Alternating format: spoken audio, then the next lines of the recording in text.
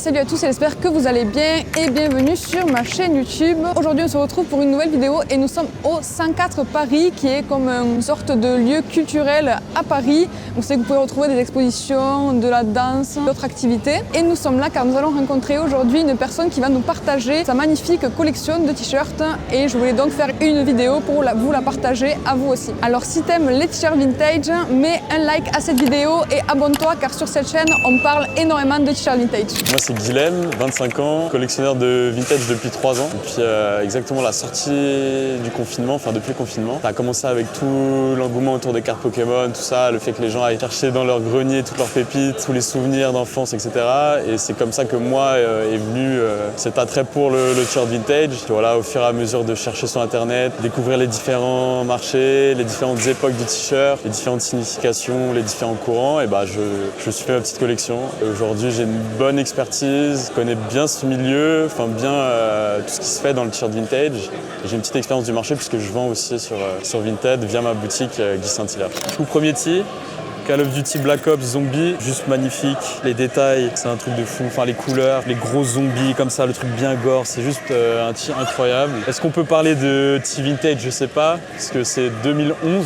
Mais celui-là, voilà, au fil des années, il va prendre de la valeur. Et je pense qu'il parle à beaucoup de gens. Pour le coup, je pense que c'est un tee, un classique de notre génération, nous les petits jeunes de 20 ans. Mais voilà, un gros classique. Et il n'y a rien dans le dos par contre. Pour le coup, le print devant suffit parce que c'est juste magnifique. Du coup, très joli t-shirt Harley Davidson Daytona Bike Week de 94 avec le shop d'où provient le t-shirt, donc Phil Peterson Harley Davidson à Miami, Floride. Ce t-shirt là, pourquoi je l'ai sélectionné? Parce que c'est rare de trouver un graphique aussi coloré sur un t-shirt Harley Davidson, c'est plutôt rare. En plus de ça, c'est pas un 3D emblème comme on connaît, c'est pas les designs les plus populaires on va dire, mais je trouve qu'il est hyper efficace, les couleurs sont juste folles. La personne qui me l'a vendu m'expliquait qu'elle avait fait un road trip en famille en Floride. Ils avaient donc Orlando, tout ça, le Disney World et tout ça. Et ils s'étaient arrêtés justement dans ce shop à Miami. Et puis le t-shirt est vraiment authentique, original, il provient bien des States et il est juste magnifique. Et du coup la Daytona Bike Week c'est un rassemblement de bikers, de pilotes, vraiment autour de la culture Harley Davidson, autour de la culture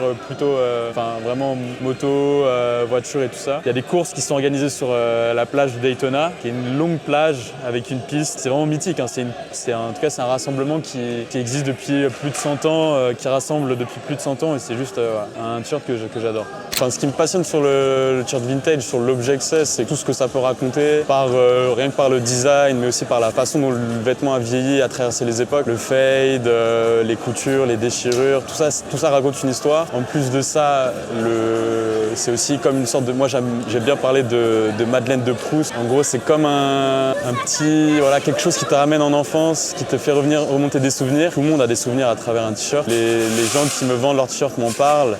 Ils m'expliquent d'où ça vient, qu'est-ce que ça évoque chez eux, comment ils se sont procurés. Donc ça, toutes ces histoires-là autour de l'objet, autour du vêtement, c'est ce qui me plaît le plus. Et je considère aussi qu'il y a un avenir pour le vintage, enfin pour le t-shirt vintage, pour ce que ça représente. En France, c'est encore très niché. Ça n'a pas la dimension que ça a aux États-Unis ou alors, surtout en Amérique. C'est vraiment un marché à part entière, une mode à part entière. Et on voit des grands noms du rap, des grandes restas porter des t-shirts vintage. Et en France, c'est pas du tout le cas, c'est encore très niché. Donc il faut ouvrir tout ça. Et je pense que Vintagato le fait très bien aussi. Elle contribue à tout ça. Et c'est très bien d'avoir des gens en France comme ça qui poussent la communauté et tout. Là, on est sur un t-shirt Supreme vintage pour le coup, de 2004. Sachant que Supreme est créé en 1994 par James Jebbia. Donc on va dire que c'était pour les 10 ans du shop à New York. Bubble Graffiti avec juste ce design qui est super cool. Les couleurs sont... Moi j'adore les couleurs. Ce jaune un peu néon avec un vert olive, je trouve que ça va super bien ensemble. Le fameux tag Supreme toujours, Made in USA. Et puis ouais, j'adore. Pour moi, Supreme n'est pas mort. C'est juste qu'il faut se plonger aussi dans les graphiques de Supreme des années 2000. et avant parce qu'il y a juste des choses incroyables et ils ont influencé et ils influencent toujours pour moi. Donc j'adore avoir ce t-shirt. Pour moi, c'est vraiment un classique. Du coup, voilà, t-shirt exclusif français. Vraiment, là, c'est pour le coup un t-shirt bien français. Pour le magazine Hard Mag, qui est un magazine de rock, surtout des années 90-2000. Le tee date plus des années 2000, enfin début 2000, je dirais. Et en fait, on y voit donc une photo de Kurt Cobain qui était en couverture du magazine. La photo, elle date de 97, du dernier shooting de Kurt Cobain, réalisé par Yuri Lankett, qui est un photographe français parisien, ami du groupe, ami de Nirvana. Et du coup, c'était en janvier, je crois, Nirvana est en tournée à Paris. Et Kurt Cobain a envie de faire un shooting, ce qui est genre hyper rare.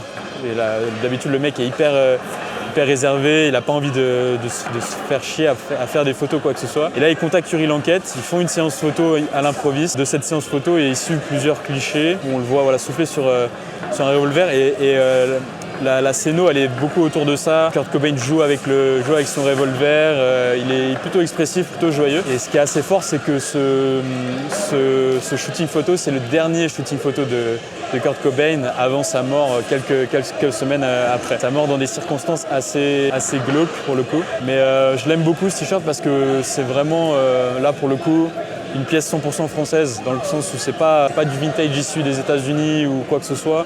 Là, pour le coup, c'est vraiment français et je trouve que voilà, c'est très, très cool et c'est vraiment une pièce chargée d'histoire pour le coup, avec une photo chargée d'histoire. En fait, donc ces photos-là, elles datent de 97. La couverture de Hard Mag, elle est plus des années 2000 et en fait, le choix que Yuri Lankett avait fait, c'était justement de ne pas diffuser les photos pendant l'épisode de la mort de Kurt Cobain pour justement éviter d'alimenter toutes les rumeurs et de créer un bad buzz en fait. Par respect pour la mémoire de Kurt Cobain, il a attendu avant de les diffuser. Il les a pas vraiment vendus au magazine Hard Mag, c'est plus Hard Mag qui se les a procurés et qu'en a fait la couverture. Vraiment ce t-shirt là il est chargé d'histoire et c'est trop fort, vraiment trop fort. Alors je vais en donner deux, des t-shirts vraiment Grail parce qu'ils sont vraiment à égalité l'un et l'autre. Le premier c'est un t-shirt Gustave Doré sur un tag Fruit of the Loom un peu dans l'esprit Liquid Blue, donc c'est un full print, all over print comme on dit, devant et derrière, qui représente une gravure de Gustave Doré, c'est le Christ le Christ crucifié sur le mont Olivier. J'aime beaucoup en fait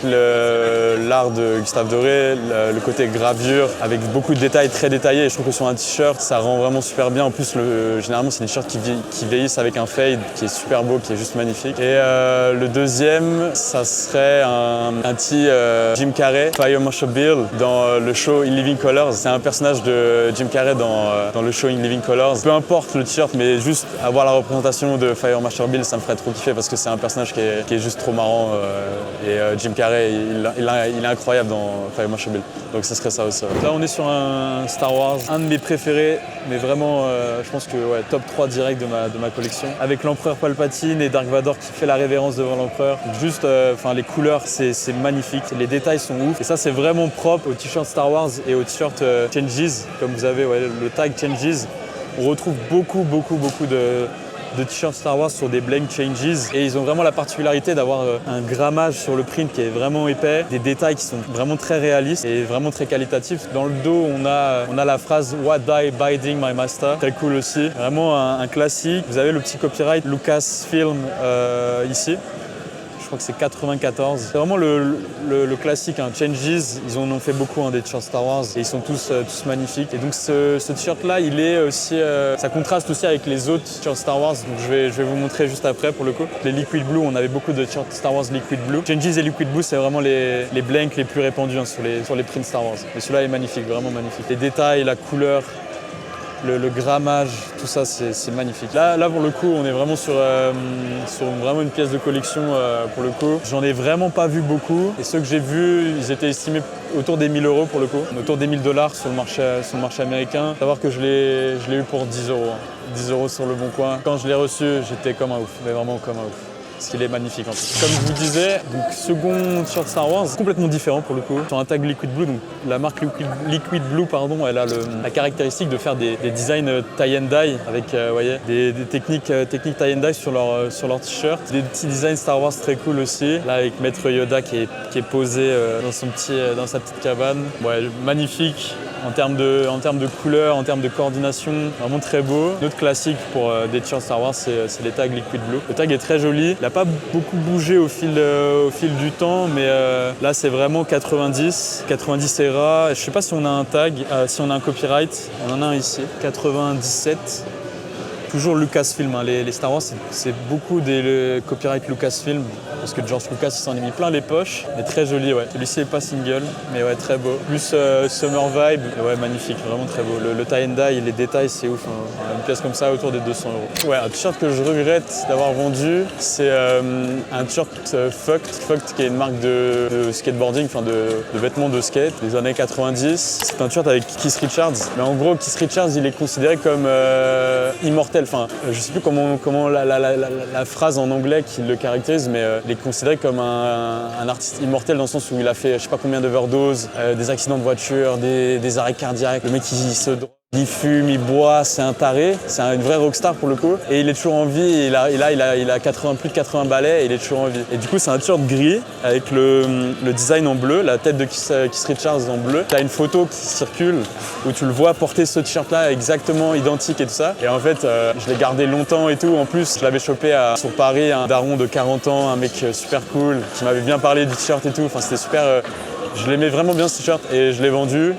Pour vraiment pas cher en plus. L'instant où je l'ai vendu, j'ai regretté. En plus, je découvrais plein de choses sur Keith Richards à ce moment-là et je me disais putain, j'aurais dû le garder. Mais bon, c'est la vie, c'est comme ça. Des t-shirts qu'on vend et qu'on regrette, il y en a plein et puis on en retrouvera plein d'autres au fur et à mesure. C'est comme ça, ça fait partie du jeu aussi. Là, on est sur un t-shirt Mosquito Head de Sitting Bull. Mosquito Head, c'est un collectif d'artistes un peu punk underground de Los Angeles des années 80-90. La marque est lancée en 86. À partir de ces années-là, il faut savoir que le t-shirt vintage, c'est beaucoup des t-shirts noirs avec la pochette de l'album de l'artiste, les dates de la tournée dans le dos et point barre. Et en fait, Mosquito Head, eux, ils ont voulu amener un esprit beaucoup plus créatif, vraiment quelque chose de très, très artistique dans la conception de leur t-shirt. Et du coup, avec des designs voilà, vraiment hyper novateurs, hyper nouveaux pour l'époque. Et ils fonctionnaient beaucoup sur de la demande personnalisée, enfin sur des commandes personnalisées, donc c'est très rare pour le coup, il y a très peu de quantité. Certains sont plus rares que d'autres. Celui-ci, c'est pas le plus rare, mais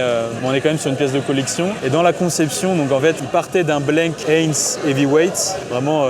C'est des blanks qui sont très très épais, des cotons très lourds. À partir de ce blank qui était toujours noir, il procédait à un tie and dye, donc il bleach le t-shirt. Là on est sur ce rendu gris. Ils vont bleacher le t-shirt et ensuite avec des carreaux, avec de la sérigraphie, ils apposent donc la sérigraphie, le screen print. Et en fait ce qui était assez nouveau, c'est qu'ils utilisaient plusieurs couleurs, dans plusieurs carreaux et plusieurs couleurs pour donner vraiment cet effet très coloré. Et il y a juste énormément de détails. Je ne sais pas si on peut voir, il y a du détail pailleté dans les écritures. C'est juste magnifique. Un gros print. Ce qui était à l'époque, Mosquito Head, la marque Mosquito Head explose à partir des années 90. Ils connaissent vraiment une renommée presque internationale pour le coup. En tout cas, à LA, tout le monde porte des t-shirts Mosquito Head. Ils sont confrontés à un problème en fait, c'est que la plupart des designs qu'ils faisaient, c'était sans licence, sans copyright. C'était plus ou moins avec l'accord des artistes. Sauf que arrivé à un moment, des grosses maisons de disques, des grosses productions en fait, ont cherché à tacler Mosquito Head parce qu'ils utilisaient en fait les designs de leurs artistes sans leur autorisation. Du coup, il y a ce côté aussi un peu controversé, un peu en dehors de la norme et des lois, très punk en fait pour Mosquito Head, et donc c'est vraiment trop cool. Voilà, les détails sont ouf. Là on est sur du single stitch. Et un t-shirt comme celui-ci, le Sitting Bull, le Mosquito Head Sitting Bull, il tourne autour des 500, 600 $ sur le marché. Il faut savoir que les Mosquito Head font partie des t-shirts qui cotent le plus sur le marché. Un Mosquito Head c'est souvent autour des 1000 €. Enfin c'est parmi les premiers t-shirts qui ont dépassé les 1000 € en tout cas sur le marché. Vous avez le t-shirt de Jamie Foxx, Wanda, le personnage dans Living Colors, qui est parti je crois à plus plus de 3000 $, donc c'est juste voilà, des t-shirts qui sont très très cool. Vraiment, on reconnaît la patte Mosquito, c'est juste magnifique, vraiment splendide. Et ce t-shirt là, j'ai chopé 50 €. En fait, le gars a mis une annonce sur Le Bon Coin de plein de t-shirts vintage, dont celui-ci. Moi, je l'ai vu, j'ai pété mon crâne direct. J'ai dit impossible qu'il m'échappe. J'ai contacté le gars et il a mis vraiment du temps avant de me répondre, donc je l'ai un peu harcelé. Et il demandait uniquement une remise en main propre cash. Et le vendeur était sur Grenoble. Du coup, j'ai pris un train pour Grenoble. Je l'ai rencontré directement sur Grenoble. C'était un monsieur d'une quarantaine, cinquantaine d'années. Parmi ce t-shirt là, il y en avait 3 autres et il m'en a parlé. Il m'a donné toutes les anecdotes. Et en fait, ce t-shirt là, il l'a acheté pendant un concert de Bon Jovi au Hall Tony Garnier à Lyon dans les années 80-90. Et Bon Jovi portait ce t-shirt là. Donc je sais pas si c'est ce t-shirt là, cette pièce là que Bon Jovi portait, mais en tout cas, il a porté le Mosquito Head Sitting Bull pendant ce concert. Donc voilà, une pièce quand même chargée d'histoire aussi. Du coup, l'outfit que je porte aujourd'hui, t-shirt vintage de Baffy, avec écrit Bonne-Bourre dessus. Baffy dans le dos, Baffy le plus grand sniper français. Le jean, c'est Acne Studio, le nom, je crois que c'est 2001 ou un truc comme ça, la référence 2001. Et les chaussures, c'est des Demon, je connais plus le nom du modèle, mais très cool. Délire bottes de ski un peu. Et après, si je parle des accessoires, ça c'est un bracelet que j'ai chopé à Bruxelles, sur un marché à Bruxelles. Et ça, c'est ma mère qui me l'a offert. Pour enchaîner sur le Mosquito Head, là on retrouve avec ce t-shirt des Beatles, Sgt. Pepper's Lonely Hearts Club Band, on retrouve un peu l'esthétique Mosquito Head avec le full print, all over print et ce côté un peu, il n'y a pas forcément de tie and dye mais c'est très détaillé, très coloré. Et en fait, l'anecdote qui est drôle, c'est que Mosquito Head a déjà produit un t-shirt comme celui-ci sans avoir l'accord des Beatles ou de la maison de production des Beatles. Et en fait, Winterland qui possédait les droits sur les productions The Beatles, ils sont venus voir Mosquito Head et leur ont dit non, c'est mort, on ne vous donne pas l'autorisation de produire des t-shirts à l'effigie des Beatles. Du coup, ils se sont réappropriés le design et ça donne ce t-shirt qui est juste incroyable. L'album en lui-même, c'est un peu une révolution aussi pour le rock anglais et chez les Beatles, dans le sens où en fait c'est le premier album après la Beatlesmania où là on découvre les personnages des Beatles sous une autre facette, sans ce côté coupe au bol carré et costume cravate. Là ils sont voilà, dans des outfits plus colorés, des costumes plus colorés, chacun avec un détail un peu particulier. John Lennon il arbore ses lunettes, chose qu'il arborait pas du tout avant. L'album regorge d'anecdotes, de théories du complot, enfin de trucs, de messages juste hallucinants, notamment autour de Paul McCartney et de sa soi-disant mort. Mais voilà, il y a plein de choses à dire sur ce t-shirt. Les détails sont ouf. On a plein de personnages. On a même Churchill, je sais plus où il est. Churchill, Marilyn Monroe, James Dean, enfin plein de personnages. Là, on a les sosies de la Beatlesmania. C'est des sosies, c'est pas les Beatles à proprement dit, mais voilà, c'est un peu aussi un pied de nez à l'ancienne Beatles era et voilà, toutes les influences, les détails sont ouf. Le t-shirt en lui-même est magnifique parce qu'il y a des petits détails, des petits signes d'usure à travers le temps. Là, c'est un peu bleaché. Pour un prix, on est autour des 300 € sur le marché. 250, 300 € sur le marché. Magnifique, vraiment magnifique.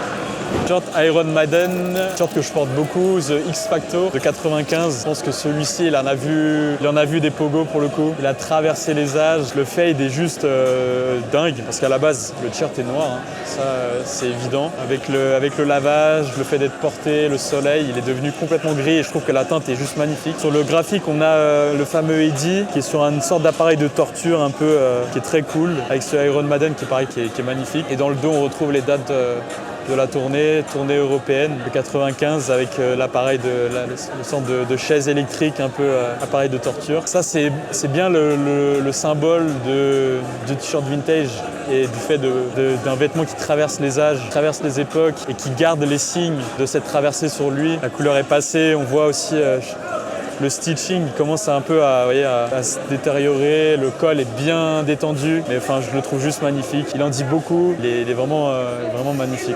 J'adore les couleurs. Du coup, si je devais te donner un conseil avant de te lancer dans le vintage, dans le t-shirt vintage, c'est déjà de faire un travail de recherche sur internet, parce qu'il y a beaucoup de sources, soit sur YouTube, des youtubeurs américains qui sont dans le vintage, dans le t-shirt vintage et qui documentent, qui sourcent tout ça. Et puis après, aller en fripe, regarder ce qu'ils me proposent en fripe et surtout pour le coup acheter et faire des erreurs. On a tous commencé comme ça, moi j'ai commencé comme ça aussi. J'ai acheté un t-shirt, je me disais bah lui ça c'est un t-shirt vintage parce qu'il y a le tag, parce qu'il y a le copyright, parce qu'il y a ce grammage et tout ça. Et au final non, c'était juste des reproductions parce qu'il y a beaucoup de reproductions, ça c'est évident. Des fakes, des repros, il y en a partout sur Vinted, c'est inondé de fakes et de reproductions. Et voilà, il faut se tromper. Et c'est en ayant le produit dans les mains qu'on se rend compte, on découvre, on apprend des choses sur la fabrication, sur le tag. Et voilà, c'est comme ça qu'il faut procéder. Il ne faut pas avoir peur d'y aller, d'acheter, de chercher, de diguer, parce que c'est comme ça que ça fonctionne. Comme disent les Américains, last but not least, vraiment le dernier gros classique de ma collection, mais pas des moindres. C'est un Alice Cooper pour son album Trash, sorti en 89. Franchement, il y a vraiment pas grand chose à dire dans le sens où le t-shirt parle de lui-même. Le design est magnifique. Les couleurs, c'est un truc de fou. Et ce qui est fort, c'est que là, on a la signature de l'artiste sur le design, donc Eric Brumit. Là, vraiment, le t-shirt devient presque une œuvre d'art, quoi. Signé par le peintre qui l'aurait réalisé. Enfin, j'adore le design très extravagant, vraiment propre à Alice Cooper, qui est un artiste ultra extravagant, très hardcore. Le dos est très joli aussi. Le gros Alice Cooper avec l'araignée. Et là, l'anecdote autour de ce t-shirt, c'est que donc, la personne qui me l'a vendu a assisté au concert de Alice Cooper. Je crois que c'était 93. C'était un concert dans les arènes gallo-romaines de Lyon. Donc c'est des arènes en plein air sur la butte Fourvière à Lyon. Donc un lieu magnifique, un lieu chargé d'histoire. Du coup, il a pu assister à ce concert et il en a ramené ce souvenir. Et il me l'a vendu et j'en suis vraiment hyper fier. Et celui-là, je pense pas que je le vendrai, je le garderai. Il est juste magnifique. Vraiment, il est incroyable. On va dire qu'il y a deux collections. Il y a ma collection personnelle, celle que j'ai présentée, et ma collection que je me suis constituée au fur et à mesure des années, au fil des années. Cette collection qu'on retrouve sur ma boutique, c'est essentiellement dans un but, je vais pas me cacher, c'est essentiellement pour faire de l'argent, quoi. Proposer une sélection quand même assez que je considère intéressante de partager aux gens. Et si je peux me faire un peu d'argent dessus, c'est tout bénef. C'est un marché de toute façon, le vintage c'est un marché. Et au-delà de ce que ça représente en termes de culture, le vintage c'est un marché. Les gens vivent grâce à cette activité-là. Les gens qui vivent de cette activité-là, c'est des passionnés, c'est des collectionneurs, c'est des travailleurs acharnés, des gens qui vont chercher la perle rare, qui passent des heures et des heures sur Vinted, sur eBay, sur Le Bon Coin pour trouver la perle rare au meilleur prix et qui font face à une concurrence de ouf. Et au fur et à mesure des années, ça s'est développé. Aujourd'hui, la concurrence, elle est vraiment rude. Et c'est pour ça aussi que faut donner de la force à tous ces collectionneurs, donner de la force aux friperies indépendantes, aux petites fripes françaises qui font le travail. Et quand vous payez une pièce, vous faites plaisir à un collectionneur et c'est du donnant-donnant. C'est comme ça qu'il faut voir les choses. C'est pas seulement des gens qui sont dans un business et qui pensent juste argent. Il y en a, c'est vrai, il y a des fripes qui fonctionnent comme ça, ce qui fait qu'aujourd'hui on a aussi des prix sur des pièces qui sont exorbitants et que ça devient de plus en plus cher de s'habiller en fripe. Mais il faut donner de la force à ceux qui le méritent. Et Vintagato mérite qu'on lui donne de la force, ça c'est évident pour le coup. C'était grave cool, merci beaucoup pour l'invitation. Ça m'a fait super plaisir d'échanger, de montrer ma collection, de partager ça avec vous. Voilà, intéressez-vous au vintage. En tout cas, le vintage aujourd'hui, c'est fait partie de l'avenir de la mode. Une mode aujourd'hui qui est en train pour moi, qui freine et qui est en manque de souffle, qui est en manque d'élan. Le vintage, ça peut redonner un nouveau souffle à la mode et vous pouvez vraiment vous faire plaisir avec des tenues incroyables. Voilà, c'est tout pour moi.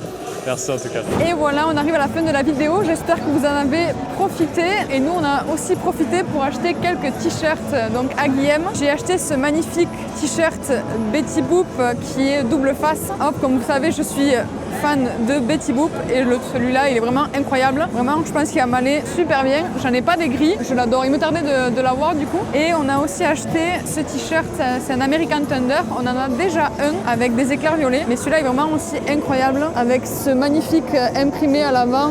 Il est super détaillé et les fameux éclairs. Et dans le dos, le fameux dos American Thunder est vraiment incroyable. Et voilà, c'est tout pour aujourd'hui. J'espère que vous avez aimé la vidéo et je vous dis à très bientôt pour une nouvelle vidéo.